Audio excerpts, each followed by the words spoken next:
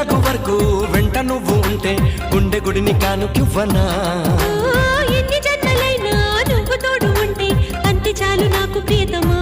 మళ్ళీ పుట్టుకంటూ ఉంటే నీకు ప్రేమ పంటునవనా. స్వర్గం అన్నదంటూ ఉంటే అది నీ గుండె వాకిలననా. ఒక్కసారి పిలిచావంటే కోటిసార్లు పలుకనా. ఒక్కసారి చూసావంటే